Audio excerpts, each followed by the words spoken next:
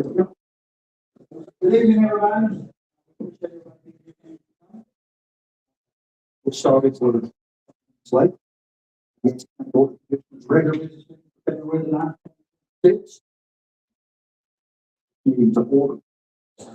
Commissioner Brown said that he would lead an invocation, and then Commissioner Thornton will give us in the pledge. So, all right.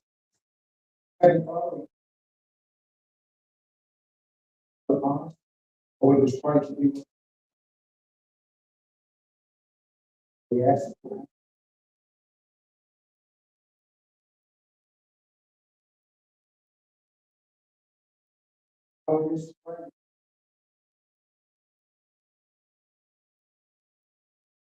I'll stand, please.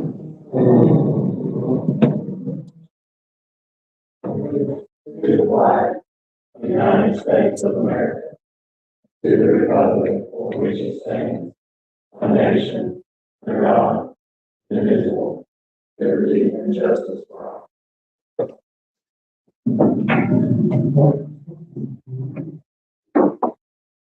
Hope everybody's had an opportunity to look over the agenda. It was last month's store. So, any discussion? Not maybe read. Motion to approve. Motion to approve and a second. All those in favor say aye. Next is our consent agenda. Looks like we've got about 6 items on here. The approval of the January 12th, 2026 regular meeting minutes. The approval of the road naming application for Emmanuel Way. Approval of the budget amendment number 3. Approval of tax releases and adjustments 2026. And the annual settlement report for unpaid real property taxes for 25-26, which is for informational purposes only. And the January 26 tax collection reports, as always, for informational purposes as well. Any discussion about any of these 6 items?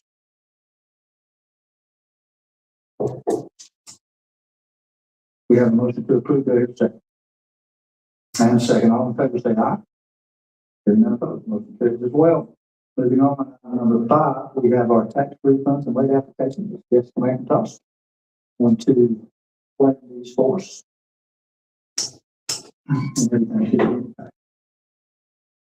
Evening, man.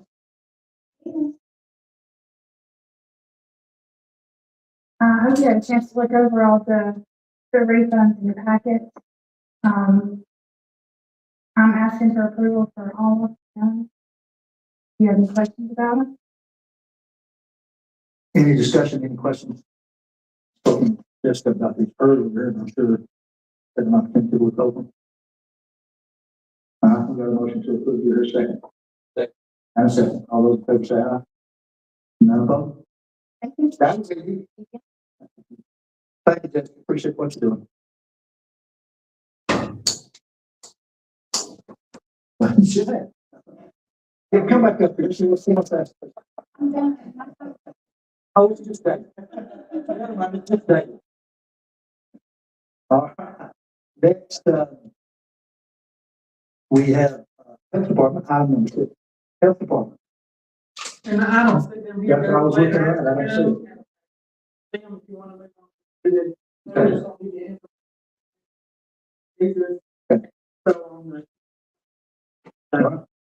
So next is a cooperative extension, Mr. Davis.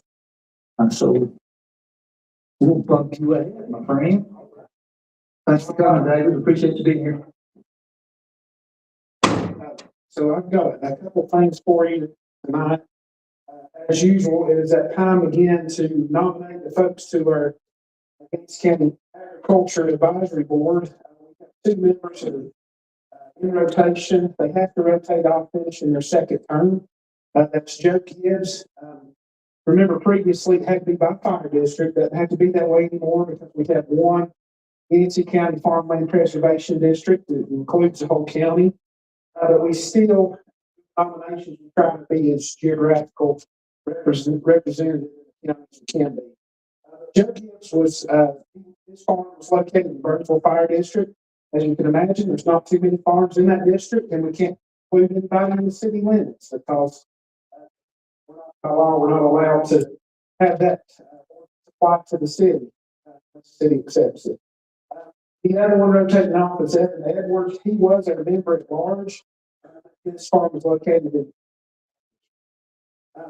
Just a few reminders on this. At least one nominee, or at least all but one nominee, has to meet the definition of an active bona fide farmer, which is $10,000 a year in farm income, 5 acres horticulture, 10 acres livestock, or 20 acres in forestry. We can have one of these that is not necessarily a farmer, but we like to try to keep them farmers if we can. And for that reason, we've also reached out to Renee Ray with NRCS. We've reached out to the FSA committee for our area. We've reached out to Soil and Water, Farm Bureau, any organization that has anything to do with that, credit board, tractor board, and we've asked for nominees for this position. The nominees were brought to us, and so I'm bringing your attention to nominating this board Jacob Burleson. If you don't know Jacob, he's a younger farmer, livestock farmer. Also, Jamie Ray, his husband Jamie. Jacob represents the West District, or West Yancey Fire District. Jamie would represent Claremont and also a member at large. Someone representing Claremont on there. The alternatives, the nominee was Amanda Riley. She's a small horticulture farm, but their farm meets that definition of a farm. Their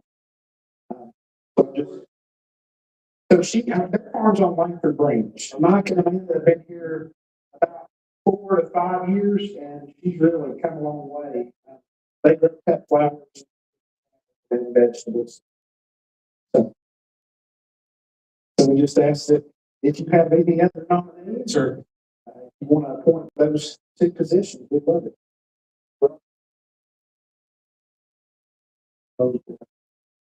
So, but that these.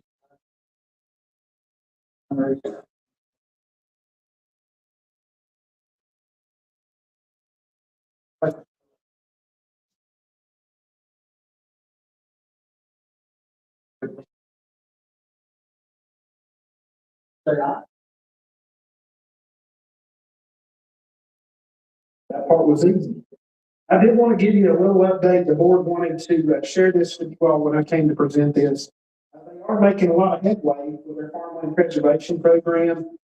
Just to give you the contacts, Willie Randolph is their chair, and Cheryl, he was eligible for 2nd term. He's been elected to serve as the board chair for that coming year. Vice chair is Justin Wilson, who's got a farm down Creek. So if you ever have any issues with agriculture or anything like that, you want to discuss anything, I want to put those 2 names out there to you because it is your board representatives. And of course, the other members of the board include Roger Young, Barry Austin, Michael Webb, and any of those folks. If you ever have anything, if you ever have any issues, that's what we're there for. Anything you want to discuss or share.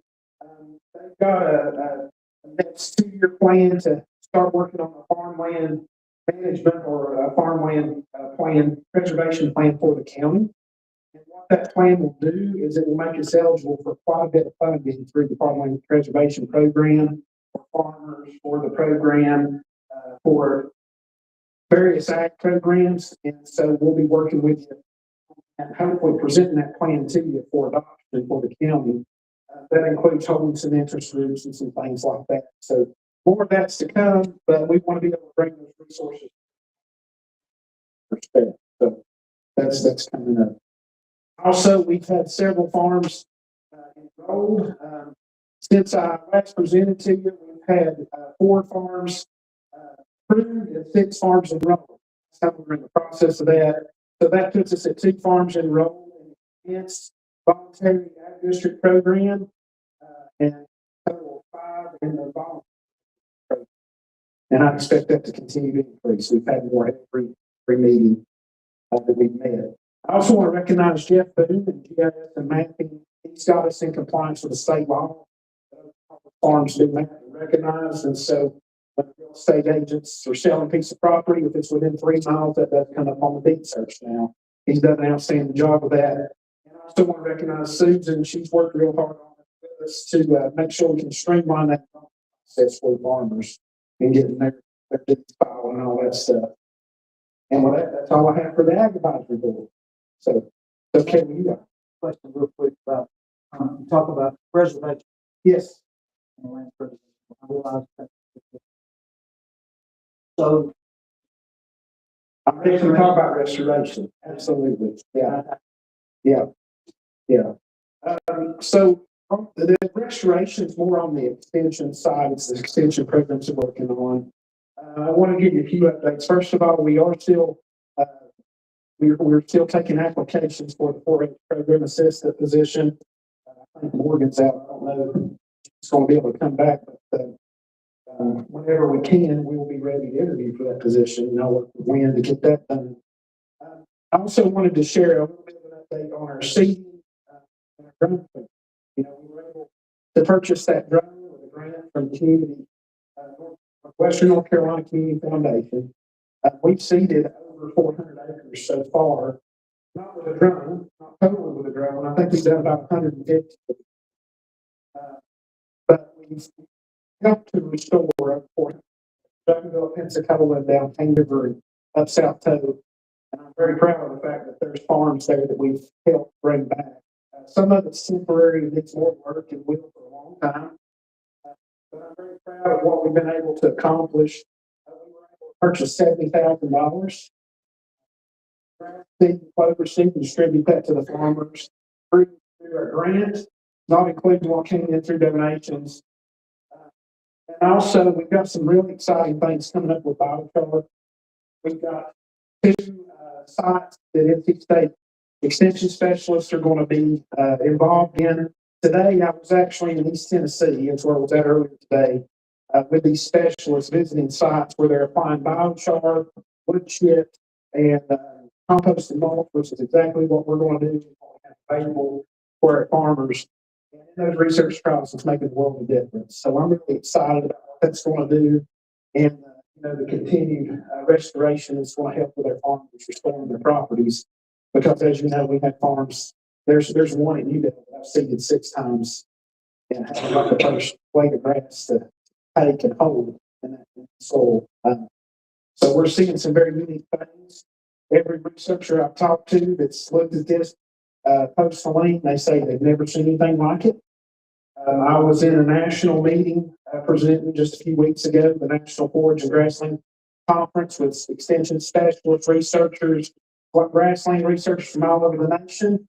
I was showing them pictures, sharing data, and all of them said they've never seen anything like it. Everybody that comes and sees this say they've never seen anything like it. So we're setting the precedent, unfortunately, with some of the work that we're doing. I'm really excited about some of the things we've got going on. Chris Stegman's been working on some things, you know, working to, so we'll be able to provide some biochar to the farmers, hopefully. That's their hope. And others have been working. Miss B, I can't say enough about her. She's been amazing. We're about to start distributing compost out to our farmers left and right. The WNC communities is also approved monies to cover transportation costs of compost to our farmers that have impacted fields. Right now, we have 17 farms enrolled, but any farms that are out there and they need this compost and it'll help them. You know, I'm enrolling those in the program now, and that will include, hopefully, as long as the money lasts, I don't know what they're going to give us, but they are going to give us some cost of transporting that material from Cane River out to the farms throughout the county. Farm Bureau also donated a manure spreader to put out that material that's available to our local farmers. We are charging $10 a day for that, just to make sure we get it back in a deposit, to make sure it comes back on time. And we needed to charge a little bit to just cover some basic maintenance. That fee will go up eventually. That's a resource that's going to stay here. The Mount Mitchell Homeowners Association also donated a lime side spreader that's used for spreading agricultural lime. That's available right now, $10 a day, $50 deposit to our farmers. The cost of that will go up to cover maintenance to make sure we have it covered. But we thought it was important to keep those costs as low as possible right now for farmers that are rehabilitating their land. Another thing that we've done with the drone is we've applied right now about 30 acres of lime fields. Some of them haven't been lined probably since the 1940s. So, our approach to this, as most of our farmers in Yancey County, has always been do more with less. That's what we're trying to do. We're trying to help our farmers maximize what they have, take the most care of what they have, and make it the most.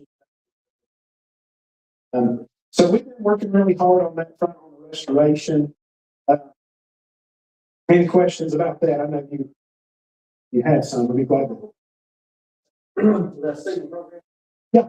Do you have any data on how many different farms that you were able, or farmers you were able to help with? 47. That's 47 different operations. Yeah. And if anybody's ever been to see the drone fly with the seeding process, it's amazing. I never thought anything like that. No, it's not a big popular. I've read it up and it's enough, and it's amazing. Yeah, we put out 110 pounds at a time. And the last place we put out lime, we're putting out 85 pounds of lime every 2.5. How many farms? Right now, it's only about 4. I'm kind of not really advertising that too much, because there'd be a bunch of people jump up on that. And I've also got another grant, $9,000, about $9,500. We have to spend a little bit of that on road repairs. There is a learning curve for the pilot.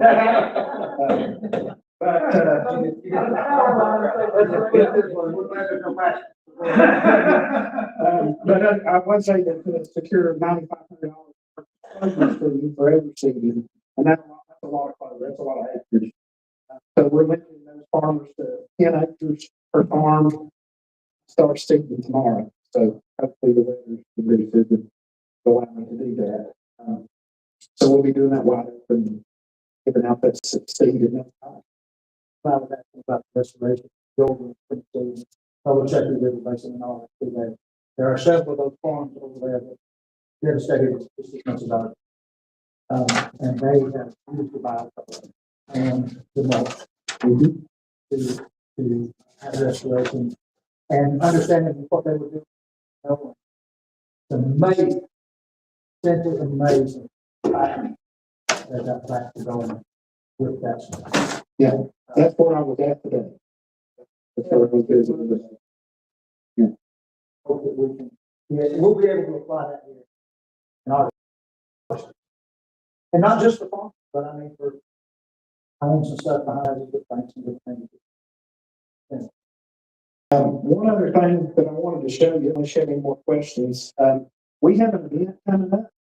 I'd like to invite all of you to that. You'll be getting the invitation pretty soon. We're a little bit behind on getting our invitations out, but our agriculture Extension Advisory Council, got too many councils. Our Extension Advisory Council is putting on again the Farm City Breakfast, and you may remember years ago we did this. We partnered with the chamber. We're no longer partnering with the chamber on this breakfast. It's more to represent, extension and our extension programs, the people that's put part in. But what we're going to do at this breakfast, all of our staff will be sharing the things that they've done. And I'm very proud of my staff. I didn't want to share too much tonight because I want you to come to the breakfast and see all the things that they've been a part of. We have in our office, all of our university staff have been featured at least twice in the last year in either the CALS magazine or the Solutions magazine for both universities for the work that they've done post-Helene and in the counties and the things that they've done for the county. They've done amazing things. I'm very proud of them. They'll be sharing those things. I'll be sharing some of what our county's done, but most importantly, we have decided to bring back some of our awards. And when I start mentioning some of these awards, we decided to name them for some former extension staff that are no longer with us, but did great things for this county and their careers.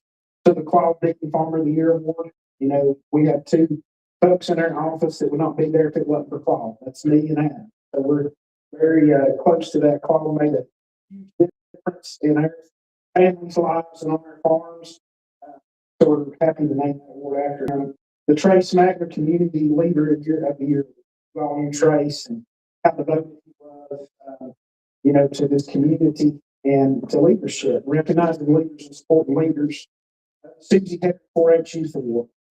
Susie was a long time 4-H program assistant with our office, was very passionate about helping kids in this county. And so we'll be recognizing an outstanding youth. We also have our outstanding FFA awards, so we're partnering with an FFA to recognize kids that are excelling above and beyond in the ag program. And then we'll be recognizing our extension volunteer of the year. And the way these are chosen, these award recipients, the nominees were nominated by staff. We actually had criteria that we had to write out and tell why this person was deserving of this award, and we had an awards committee that selected those award recipients based on the nominations of what we submitted. And all of these people have made a considerable difference to our extension programs and to the things that have happened in our community. So I hope you will put that on your calendar. If nothing else, we're going to have good breakfast. Join us for that. It's February 19th. It's going to be at West Virginia Baptist Church. Yeah, in the fellowship hall. And it'll start at 7:30, so come early. I'm going to get the kids back to school before second period. So start early.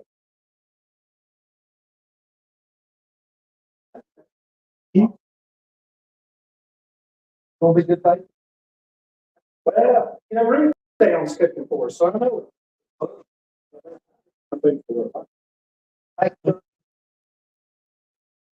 Next on the agenda.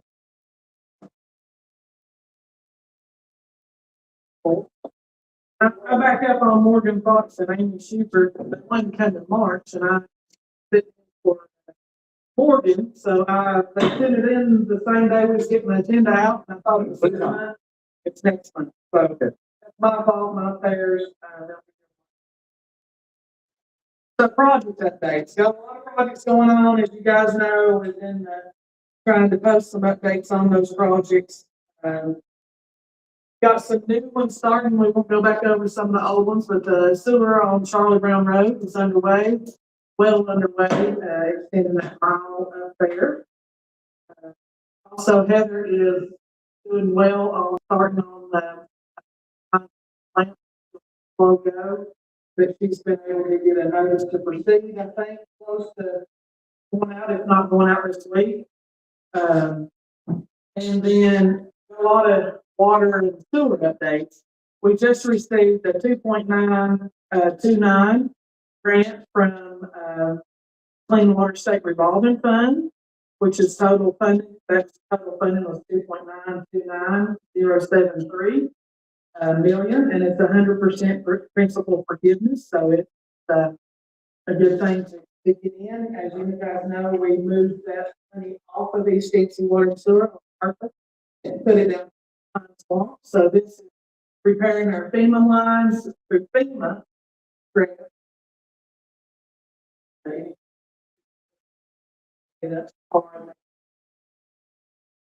So working with the town on that, because as you know, that will be the town in the future. So one thing that I wanted to make sure is you come and get a grant, hand that over to the town and get it drained for So starting to see a lot more money come out in a lot of different grants. We applied for $3.1 million for our solid waste last week. And we have put in for numerous emergency. The sheriff got appropriated at $900,000 plus appropriation for the new center down there. So we're excited about that. Trying to pick up, it's kind of like COVID. I said, we'll probably never see these funds come out again, and I wish I hadn't said that. We went through a lot of hot water and get more funds, and that we didn't have a choice, but we didn't stronger on that. We need resilient people. So working hard on getting those grants in. That we FEMA didn't cover, we're putting that in on it. One focus is the paving out there at the health department, because that is a large area. FEMA did not want to cover it all, so we're trying to do that and replace some vehicles and different things. Actually makes their parks and rec. So as you guys know, we've asked for relocation on that to FEMA back in September. And so we can get some more money to maybe do a shelter and that kind of thing. So we've really been making those calls and meeting with those folks and trying to meet with engineers and get our estimates on what we need. And be ready to prepare to see what bring off. So just hold tight to that.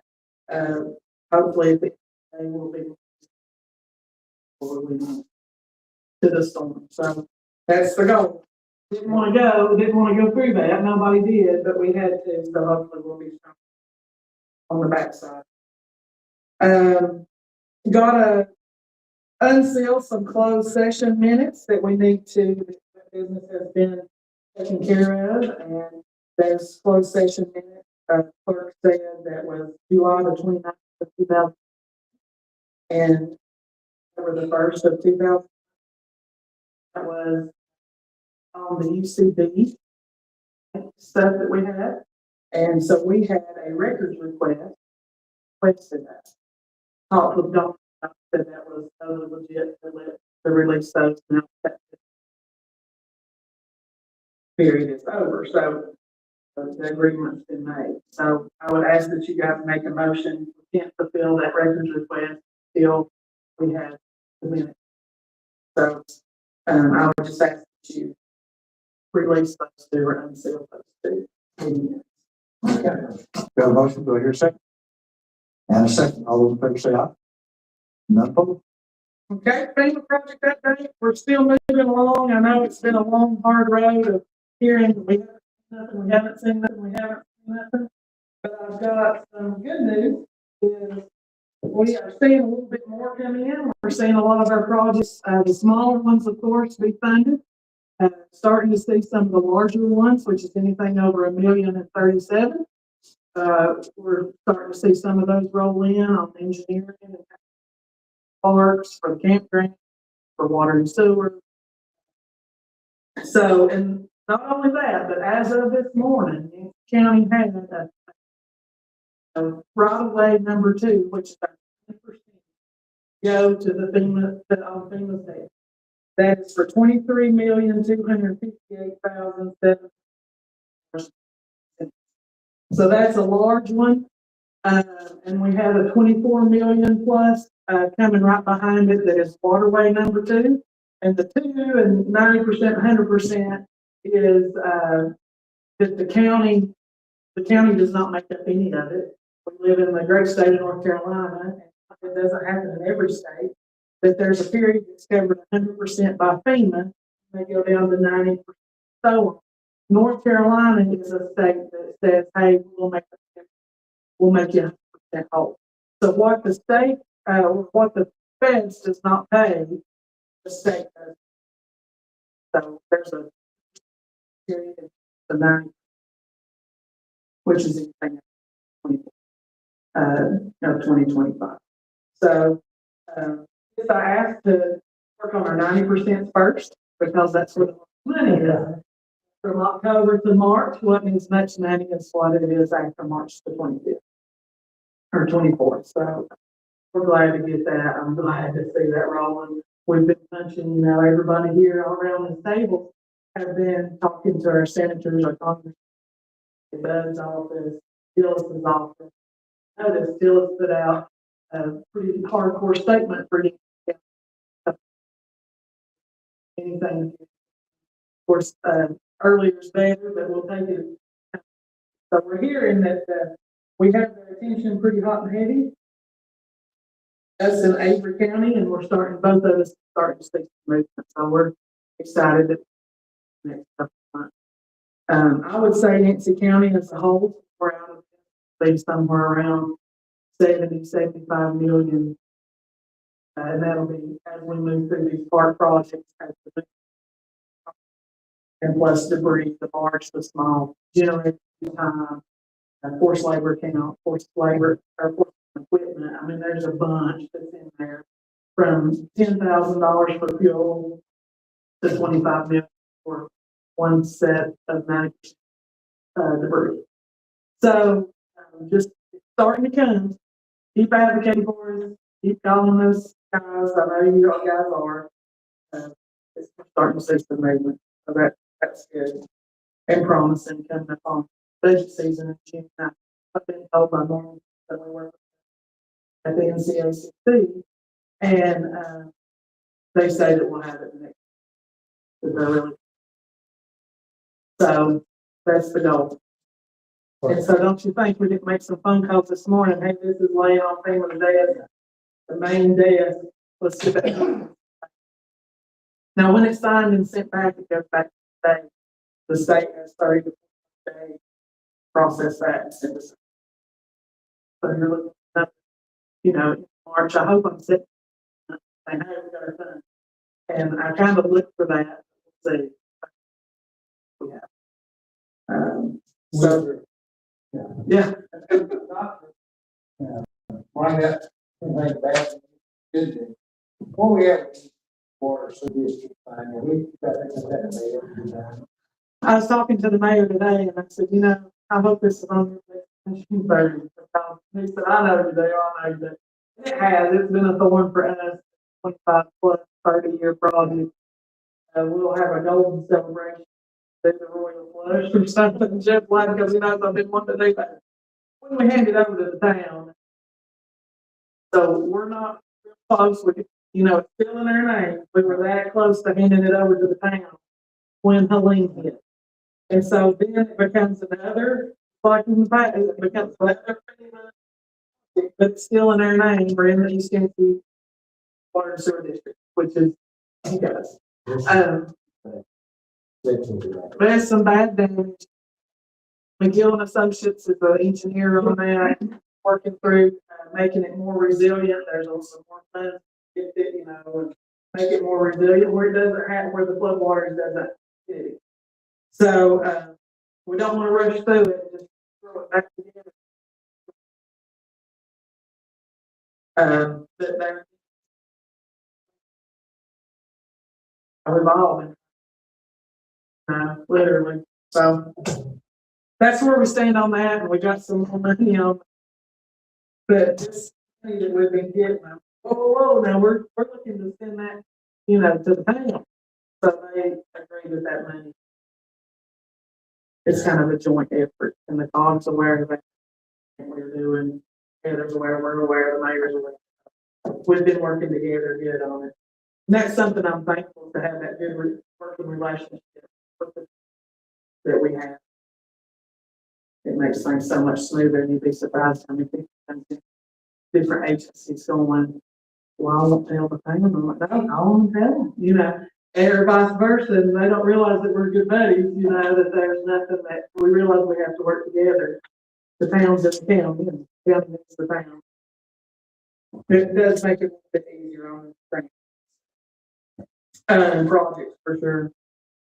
So that's kind of the FEMA update. It's pretty good news. I'm excited to get that in. Speaking of FEMA and money, we have our budget calendar to approve. And I think you guys have looked at, changed from early in the morning to the afternoon schedule. Work out a little bit better. So if you guys would approve that website. And a motion to approve, budget calendar, and a second. All those in favor say aye. Aye. Hearing none, opposed, motion carries. Thank you. And so one more thing I have, unless you guys have questions for me, is the resolution of the surplus property that the county manager has the ability to surplus anything $30,000 or less. We have only done 30,000 one time. That was on some equipment. So we another county. So we just asked that renewed. And I don't, just to be honest, I don't. But coming up, it is anywhere near 30,000. If you guys would approve that. Take your pick, ma'am. David or Mark, and I guess the other one's gonna be a second. Okay. David gets. All those in favor say aye. Oh, yes, I don't know if I have that right here with me. So I told you a story. I have one more. Stacy, are you in on that, by the way?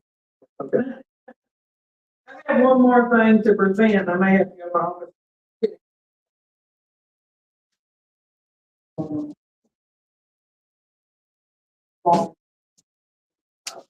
But it is recognized that Bob Thomas just passed away.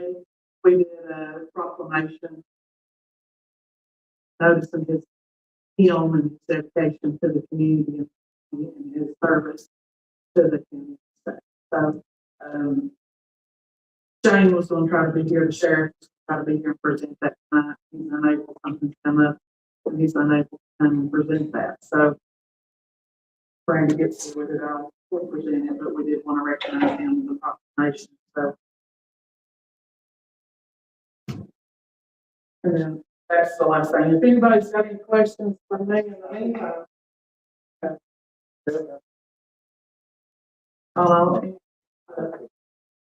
How many of these? And well deserved, by the way. Well, extraordinary individual. Praise God. I will say while we're here, we have Jessica and Madeline here with us from the chamber. Jessica's the new director, as you guys I think already know. So she'll be a familiar face. Good. So we appreciate you guys coming and listening. Joining. No, Natalie, you got fun. It's wrong.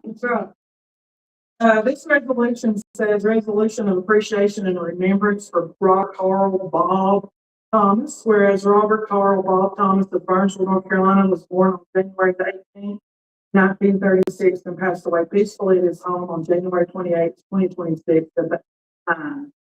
And whereas Bob Thomas honorably served his country as a proud veteran of the United States Army, whereas Bob Thomas was a lifelong public servant in law enforcement and education, including teaching history and political science at Cove Creek High School, serving as a police officer for the town of Boone, serving as chief of police at State University, and being appointed as a special agent with North Carolina State Bureau of Investigation.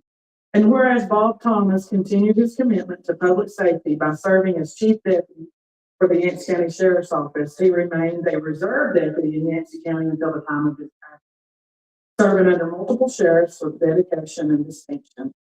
And whereas Bob Thomas is widely known in our community for his integrity, leadership, steadfast dedication to the citizens of Yancey County.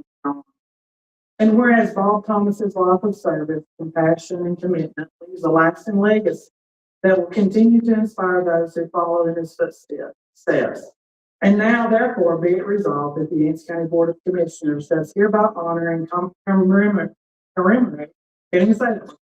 life and the service of Robert Carl Bob Thomas, expressing its deepest sympathy to his family, and acknowledging with great gratitude the countless contributions he made to our community, safety and betterment.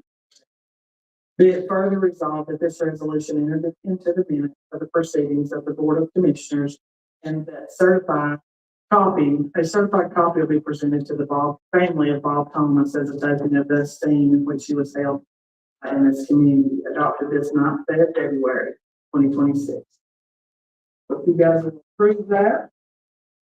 Well, I had an opportunity. It was an amazing service. It was good. And a really good job. And I was very grateful. And I also thank the Sheriff's Department and the role that they played in that. And if you've never been to a law enforcement area, and the Yancey County Sheriff's Department done a tremendous job. Extremely impressive. And pay due respect to a very deserving individual. So do I hear a motion that we approve this proclamation?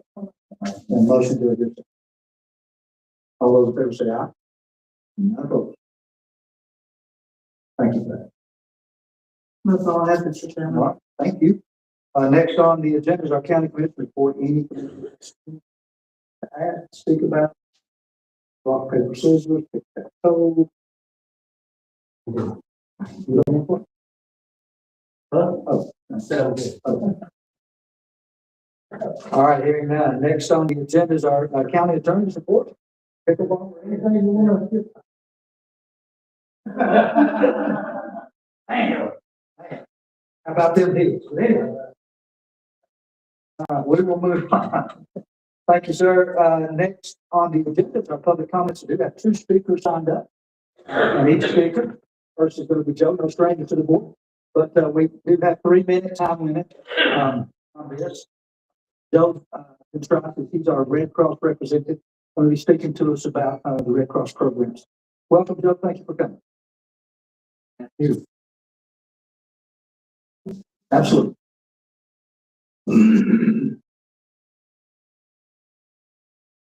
Information. What time?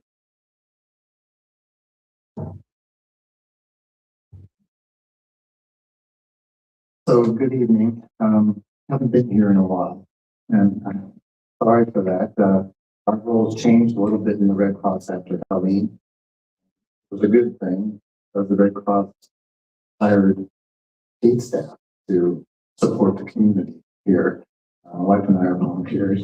We don't get it, but that was the right thing to do. So I just want to let you know what my wife and I, Karen and I, still do. I've talked to you guys before about smoke detectors. We still install smoke detectors. They're free. And my wife and I donate our time to install them for free. So that program we still actively run here in the county. But we encourage people to take us up on it. Another thing that we do is service to the armed forces. That's another line of service the Red Cross does. And so we take care of our vets and people that are in the military right now.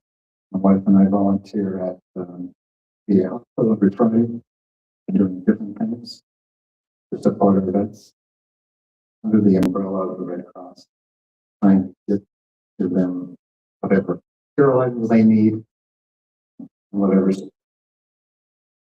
One of our wonderful things that we do that we love. So what I gave you guys is information about blood drives. Our next one is our Battle of the Badges, which we try to make it fun. And that is this month on the 27th. And it's an afternoon one starting at 1. So please consider giving blood. If you can't give blood, go over, because we're going to have different things set out. Not stuff. We'll have stuff and a little bit more food, and we just try to make it a good environment. Right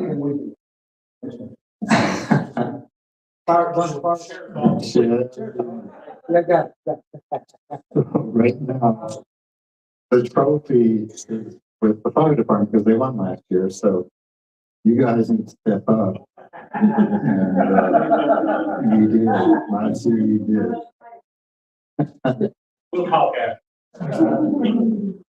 So last thing I want to say is because of the storm, recent storm, we lost a lot of not only drives, but of course that relates to the amount of blood that the cross got. So nationwide, is about 15,000 blood drives were canceled because of different events. Here regionally, we lost about 70 blood drives, and that equates to 1,500 units of blood, which is a lot for a small region. So we're looking to, have people come sign up and give us blood. So we got. Thank you, brother. Appreciate it. You're welcome. And then next is Danny McIntosh. Thank you, Dan. Good evening, it's good to see y'all. Out here in busy week, and Mark, I've already got my appointment made, and don't you lowball me, I'm ready for it.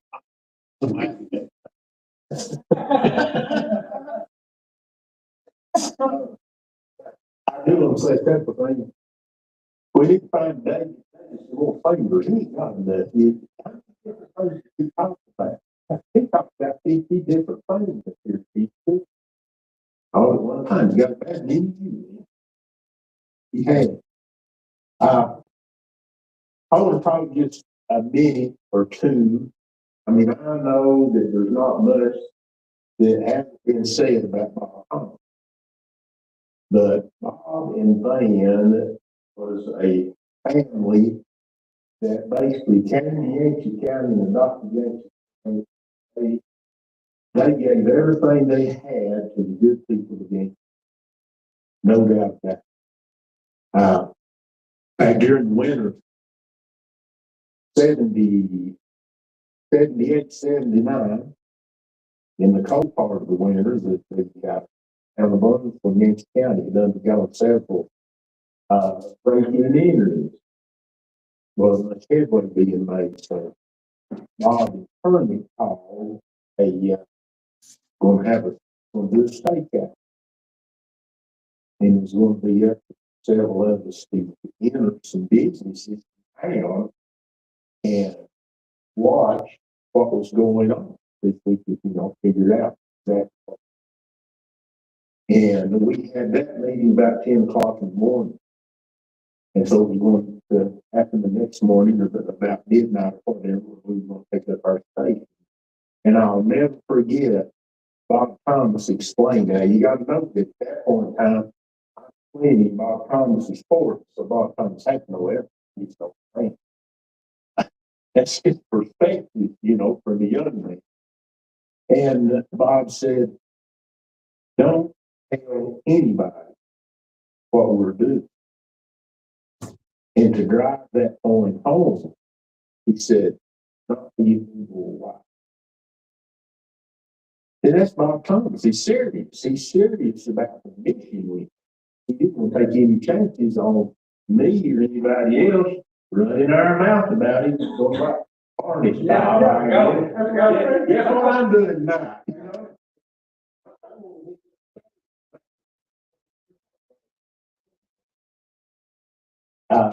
But Bob's great. Nobody's been being too much. That's probably been said. Say that probably happened. But then Van was so dedicated. She was a nurse with her occupation, and she basically had a second career as chair of the Yancey County School Board. The Van had a heart as big as heck, and enjoyed playing and singing and making music so on.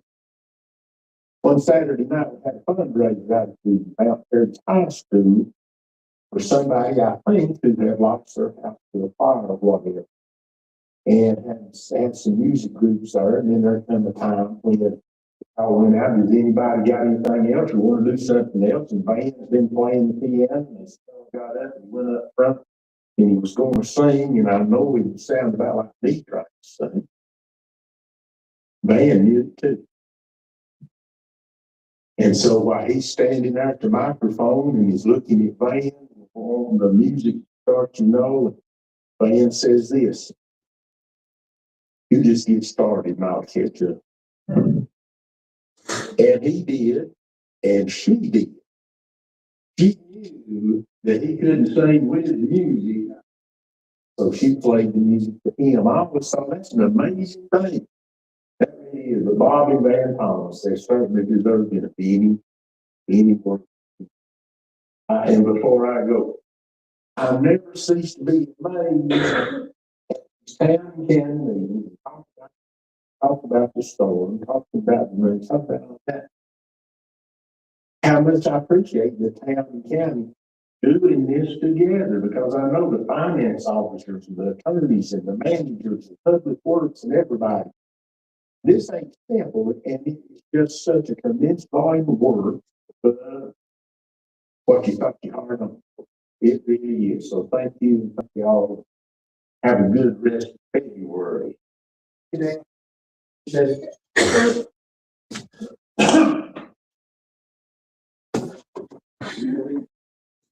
There is.